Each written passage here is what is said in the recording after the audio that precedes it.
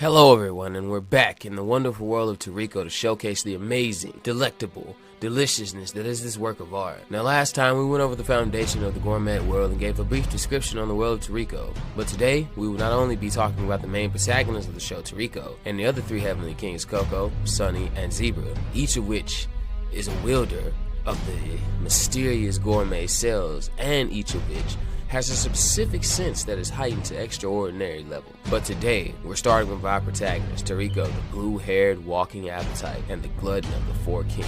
During his childhood, Toriko was a starving orphan living alone in a poverty-stricken nation, with no one to care for him or his friends. That wasn't until Collapse Toriko was discovered by Ego International Gourmet Organization top members Chiryu and Chief Manson, who came there to their nation to distribute food to the poor. With his great insight and wisdom, Chiryu noticed Toriko's generosity, kind-hearted, and vast potential, thus deciding to take him under his wing, along with four other children named Coco, Sunny, Zebra, and Ren, who is actually Sunny's younger sister. Toriko goes on to make a name for himself, discovering countless ingredients and making many achievements. But let's get past all that typical shonen protagonist mumbo-jumbo and get to the real topic for the day, and that is the brokenness and destructiveness that is the four heavenly kings.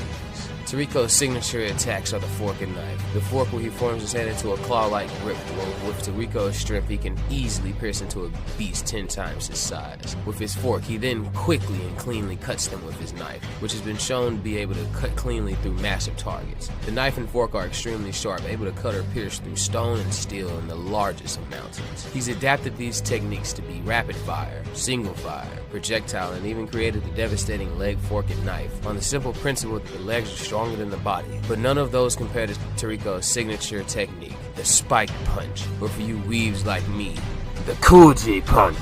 Toriko can create a punch so powerful that it can easily break through concrete and steel and even pierce mountains. This is one of Toriko's most potent attacks and his signature move. After building up power in his arm, Toriko unleashes it as a flurry of straight jabs that seem to hit the target simultaneously, creating a number of surreal delayed shockwaves. The power increases immensely with every additional hit. Toriko likens the effect to a hammer repeatedly striking a nail, hence the name. At the series beginning, Toriko could use up to a 5-hit nail punch, which when scattered was strong enough to create a massive hole in an approximately 40-foot thick wall of concrete and steel at the Ego biotype.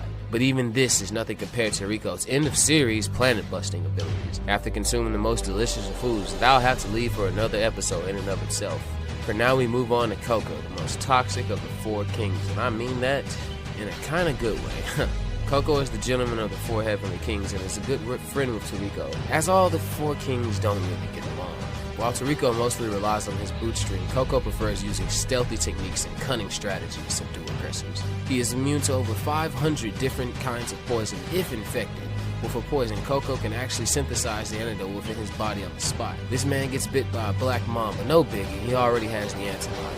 Coco is a world-famous fortune teller whose fortune-telling abilities have made him extremely popular with women and results in him being mobbed by customers when he is in public, which is surprising considering Coco can release poison so dangerous they'd melt you to the touch. Due to being exposed by so many poisons in his lifetime, I'm not sure whether on purpose or unfortunate circumstance, Coco's body became capable of synthesizing poisons in its own, making him a poisonous human. His poison can be secreted from any pore of his body and he can control its concentration and effects. His poison is composed of his own bodily fluids, meaning he becomes dehydrated the more he produces. Coco's heightened sense of vision is the unique sensory ability as one of the four kings. He has the ability to see non-visible spectra of light due to the high amount of cone cells in his eyes and can read electromagnetic auras in order to predict an animal or a person's next action. This literally means that Coco can see light in the entire electromagnetic spectrum. This serves as the basis of his fortune-telling abilities, allowing him to see patterns in any creature's aura, going as far to even see omens of disaster or even the shadow of death. In battles, he has different weapons to choose from. There are poison bullets, where he can increase the power and speed by spitting them upon release. Swords, created from his blood and poison, which when created, rival that of even steel. The man can even create poison dolls that 100% mimic the things they were copied from, and he even produces bows and a spear that he can use without missing his target. Has the throwing speed of a mole sport discharge, said by Coco to be the fastest of any living being. The level of Coco's poisons range from highly corrosive, almost acid-like poison, to addictive drug-like poison that he can use to subjugate enemies. So one of Coco's most terrifying and dangerous abilities, and possibly one of the most dangerous abilities in all of anime. Aqua, Regia, where upon the process of converting the waste in his body, Coco produces poison gases akin to that of a real-life corrosive gas mixture, which can even melt gold and render their environments uninhabitable. It'd be a pretty hairy situation getting into a battle with Coco. But speaking of hairy, let's talk about the next of the gourmet heavenly kings, Sunny. Sunny could be considered the beauty of the four kings. I say this is not only because of his appearance, but from Sunny's style of life. He seeks harmony in his dishes, which is the perfect use of ingredients, perfect handling of the food, and most importantly, producing a perfect taste, not the best taste, but the most fine and one that matches his etiquette. But don't let this appearance fool you. Sunny is the heavenly king gifted with the increased sense of touch. Sunny uses his hair to capture his prey. From the tip of each strand of hair extends a feeler, much thinner than the hair itself. His enhanced sense of touch is used through his feelers, although far too thin to be seen by the naked eye. Sunny's feelers are always spread around him in an over 100,000 radius, probing the environment. The hair's sense of touch is very delicate, approaching the sensitivity of fingertips. This gives Sunny constant feedback on everything going around on him, and lets him explore the environment via touch alone. He can even defeat beasts without even having to look at or be near them. But Sunny's hair isn't like your average human's. His hair can lift over a ton per strand. Using his hair, Sunny can glide along the surface of water using surface tension like a spider, or even attack without ever lifting a finger. His moves number from hair spikes to locking enemies' movements or even controlling them with his hair marionette. Each color of Sunny's hair has different uses. His blue hair is used to detect low temperatures. His pink hair is used to detect high temperatures, and his green hair is used to detect pressure, while his white hair is used to detect painful stimuli. One of Sunny's most powerful abilities, and his unique ability that I like to showcase today, is known only as Spatula. Using his feelers, Sunny alters the flow of power and redirects it at his opponent. It is possible for each strand to fend off 1,000 times Sunny's strand limit, which, remember by the way, is shown to be well over several tons per strand. Sunny uses this ability in the most busted display when he redirects the waters of Death Falls, a waterfall that in Toriko's own words has maybe even hundreds of millions of tons of water pressure. So we're gonna say, in a rough estimate, the waters of Death Falls come in at 300 million tons of pressure. Sunny used 50,000 strands in his super spatula and redirected the flow of water by 5 times, meaning Sunny's hair released an output as a number I can't even begin to calculate, because it's well over 1 billion tons of force. By this point, I think you're starting to see how broken the four heavenly kings are, and I haven't even introduced the final and most problematic of the four kings. Enter Zebra, the problem child of the four heavenly kings. Zebra is described as the most savage of the four heavenly kings, someone who does not stop until even the seed of his target is annihilated. Zebra is a violent, cruel, and heartless fighter, especially when enraged, and cannot see a bad opportunity to pick a fight.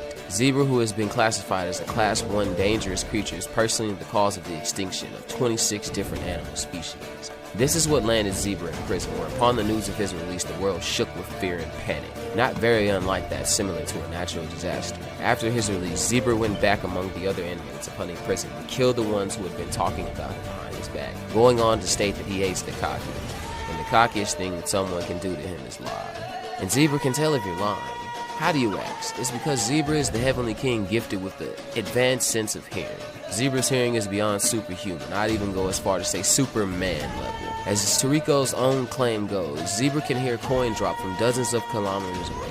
He can project his voice dozens of miles both below and above ground. He can generate attacks ranging from massive shockwaves to precise blades of sound. He uses his voice to increase his speed to that faster than the speed of sound, or create powerful meteor-like explosions, and the physical destructiveness of the sound can be augmented using tones which are inherently painful for humans or wild beasts to hear. And the fact that his abilities move at the speed of sound makes them nearly unavoidable. This goes as far as being able to use sound sonar, which has ranges of over 70 kilometers, allowing him to perfectly map in detail any object in his range.